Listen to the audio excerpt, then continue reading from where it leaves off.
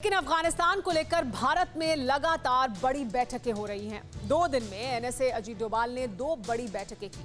सोमवार को अमेरिका के खुफिया प्रमुख ने अजीत डोभाल से मुलाकात की।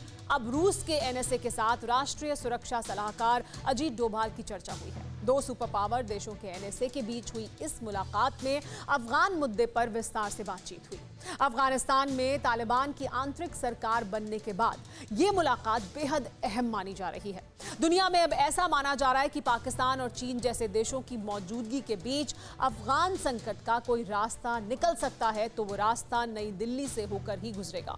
अफगान संकट सुलझाने और दुनिया की कूटनीति के लिए भारत की भूमिका अहम हो चुकी है। इस बीच सोमवार को जिस अंतरिम तालिबान सरकार का ऐलान हुआ उसकी तस्वीर देख दुनिया दंग रह गई। अंतरिम तालिबान सरकार में एक से बढ़कर एक दुर्दांत है। क्या ऐसी सरकार अफगानिस्तान के साथ साथ दुनिया का भला करेगी? ये बहुत बड़ा सवाल है।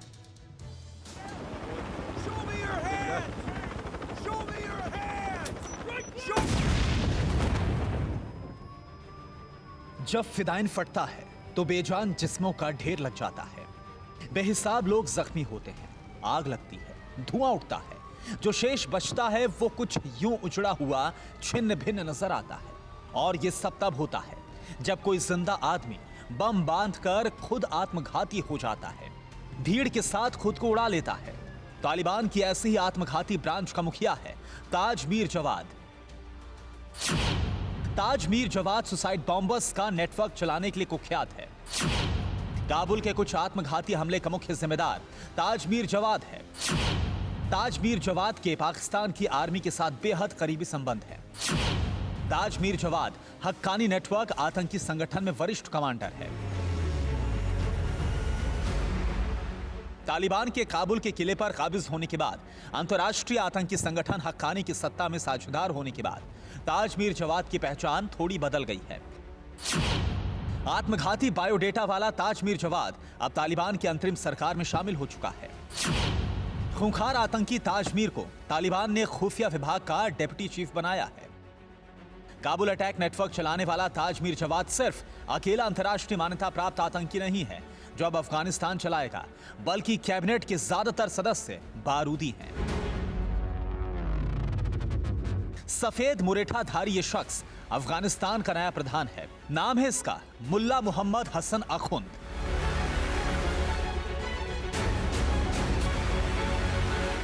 (1990) के दशक से ही अफगानिस्तान में बड़ी पहचान रखने वाला मोहम्मद हसन अखुंद तालिबान के शीर्ष नेताओं में एक है। लेकिन मुल्ला हसन अखुंद की असली पहचान यह है कि संयुक्त राष्ट्र के ग्लोबल आतंकियों की लिस्ट में अखुंद का नाम शामिल है। बामियान में भगवान बुद्ध से जुड़ी यादों को तबाह करने में मुल्ला हसन अखुंद अहम था। शांति के प्रतीक को छिन्न भिन्न करने वाला अशांति का दूत अब प्रधानमंत्री है। हालांकि सिर्फ प्रधानमंत्री ही नहीं, 2 उप प्रधानमंत्री, गृह मंत्री, रक्षा मंत्री, विदेश मंत्री, सबकी पहचान बारूदी है अभी तक। मुल्ला हसन अखुंद के ठीक नीचे पहले उप प्रधानमंत्री के तौर पर नाम है मुल्ला अब्दुल गनी बरादर का।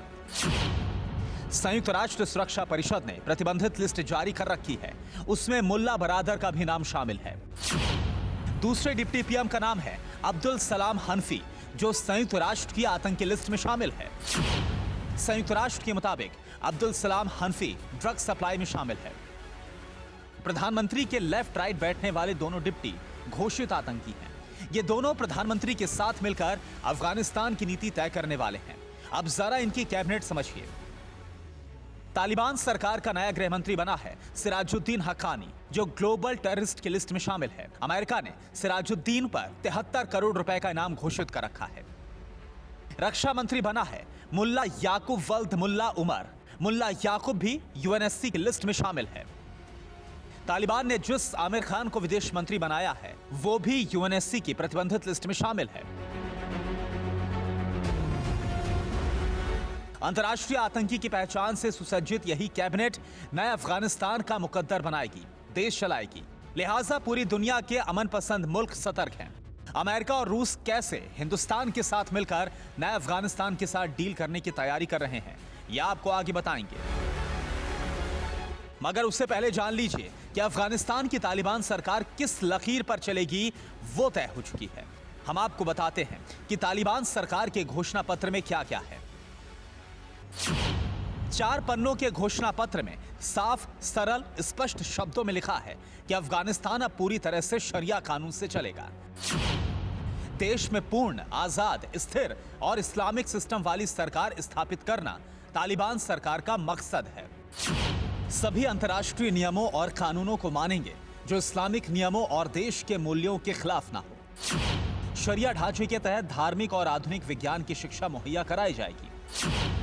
मीडिया की स्वतंत्रता और क्वालिटी में सुधार, इस्लाम और राष्ट्रीय हित में भूमिका सुनिश्चित करेंगे।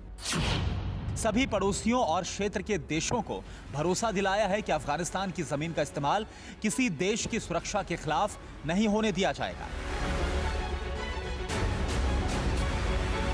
नए अफगानिस्तान के लिए नीति बनाने वाली तालिबानी सरकार ने अपना ट्रेलर दिखाना भी शुरू कर दिया है। तालिबान सरकार का पहला फैसला महिलाओं पर आया है, जो उसकी आजादी पर नई चोट है। महिलाओं के खेलने पर प्रतिबंध लगा दिया गया है। तालिबान ने बयान जारी करते हुए कहा कि अब अफगानिस्तान में कोई भी महिला खेल नहीं सकेगी। अफगानिस्तान में महिलाओं के खेल पर प्रतिबंध लगाया जाता है। अफगान महिलाएं क्रिकेट सहित दूसरे खेलों में भाग नहीं ले सकती, क्योंकि खेलने की वजह से उनके जिस्म का हिस्सा कपड़ों से बाहर आता है। सिर्फ महिला शिक्षक ही छात्राओं को पढ़ा सकती हैं, और अगर शिक्षकों की कमी होती है तो महिलाओं को पढ़ाने की जिम्मेदारी किसी बुजुर्ग को दी जा सकती है। निजी अफगान विश्वविद्यालयों में भाग लेने वाली महिलाओं को पूरी लंबाई की पोशाक और नकाब पहनना अनिवार्य है। सिर्फ महिलाओं के लिए ही नहीं, तालिबान के शिक्षा मंत्री ने पुरुषों के लिए भी नया फरमान जारी किया है। शिक्षा मंत्री शेख मौलवी नूरुल्लाह मुनीर ने घोषणा कर दी है कि पीएचडी और मास्टर डिग्री जरूरी नहीं है, यानी पीएचडी मास्टर नहीं। अब हाई स्कूल फेल तालिबानी मुल्ला नया अफगानिस्तान में सब पर भारी है। यानी यह तय हो चुका है कि वक्त और मुल्क का नाम बदलने के बावजूद तालिबान अपनी असली पहचान पर कायम है। अफगानिस्तान में 2.5 दशक पहले वाले तालिबानी ही सत्ता पर काबिज हो चुके हैं। यही वजह है कि विद्रोही पंजशीर घाटी ना तो तालिबान सरकार, ना ही उसकी बारूदी कैबिनेट और ना ही उसके जाहिल फैसले को मानने के लिए तैयार हैं। पंजशीर की नॉर्दर्न अलायंस ने तालिबानी सरकार को अवैध घोषित कर दिया है। नेशनल रेजिस्टेंस के नेता अहमद मसूद ने कहा है कि नेशनल रेजिस्टेंस फ्रंट तालिबान की सरकार को नहीं मानेगा। एनआरएफ अफगानिस्तान में समानांतर सरकार चलाएगा। इसके लिए फिलहाल नेताओं से विचार विमर्श चल रहा है। बारूदी मंत्रियों से सजी कैबिनेट को नॉर्दर्न अलायंस ने पूरी तरह से खारिज कर दिया है। तमाम अंतर्राष्ट्रीय संगठनों से तालिबानी चेहरे और आईएसआई के मोहरे पर ध्यान देने की अपील की है। हालांकि अफगानिस्तान की इस मोस्ट वांटेड कैबिनेट को देखकर दुनिया सतर्क है। अमेरिका से लेकर रूस तक भारत के साथ बातचीत कर रहा है।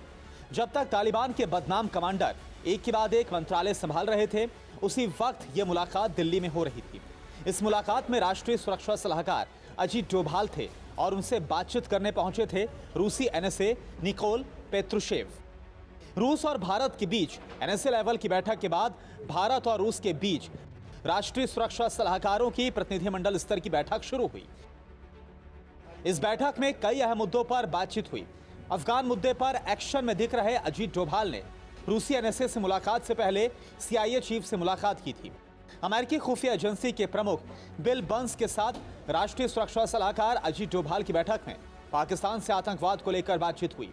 बैठक में अफगानिस्तान में बदलते हालात और भविष्य की रणनीति पर चर्चा हुई।